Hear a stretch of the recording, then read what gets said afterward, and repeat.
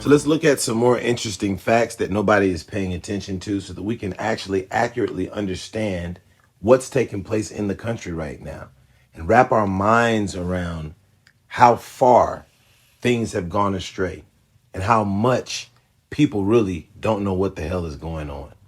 Okay? So let's look at the first thing. We know that residents in counties and states that heavily support Donald Trump, the red states, are on average more likely to be receiving federal funding per dollar of taxes paid. An analysis shows that counties that rely more on government transfer income, Social Security, Medicaid, Medicare, have a higher vote share for Trump.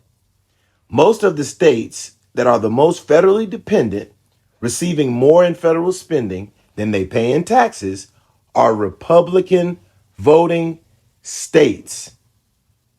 All of this BS on the internet that people are talking with no information, all you have to do is check the facts.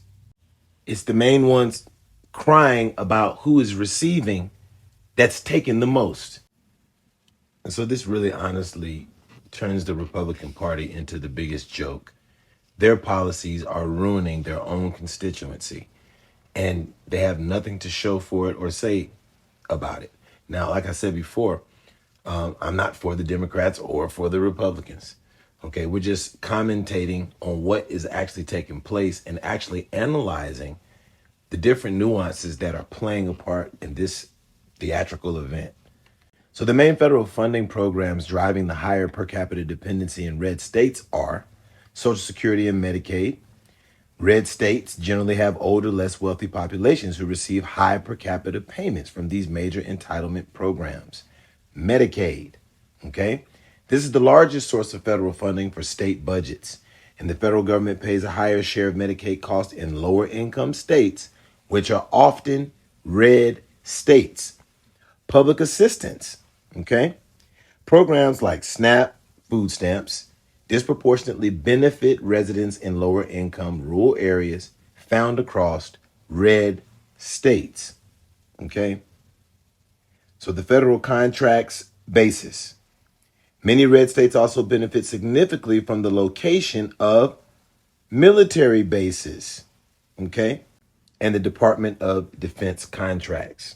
So the top federally dependent red states by return on tax dollar. Let's take a look at that, okay? West Virginia, Alaska, Mississippi, Alabama, Kentucky, Arizona, Montana, Louisiana, and South Carolina. And note that while New Mexico ranks number one at $3.42,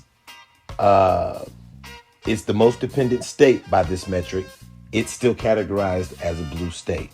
But once again, Donald Trump's policies, the Republicans' policies, MAGA policies will most negatively impact the actual MAGA followers, okay, and the red states, the Republican states, because their demographics are going through particular economic realities that we can't avoid. Once again, this whole crisis is actually causing a revelation to shake the United States of America, because what we thought was going on, it wasn't quite that. But when we dig into the numbers and actually pull apart the facts, we actually see an entirely different picture painted. And the ones who are making the big ruckus about who took the safety net and turned it into a hammock have fallen asleep in the hammock and fallen out of the hammock. Okay? That's what's taking place right now. So this is a very powerful phenomenon happening in the United States. People are making decisions that are not tethered to reality. Okay? And MAGA represents the greatest example of that I've ever seen. And they're not the only ones, but right now this is a magnanimous moment in history. Trump's tariffs are a tax on domestic consumers, and the long-term optimism of Trump's base is politically driven by a focus on America first, white America first to be precise, not sound macroeconomic principles, setting up a clash between their political beliefs and their eventual economic reality. And so this is a fact-based argument once again.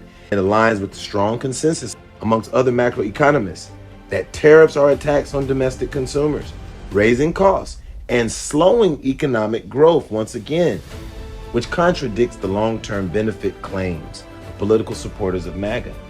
Make it make sense, because right now it's not.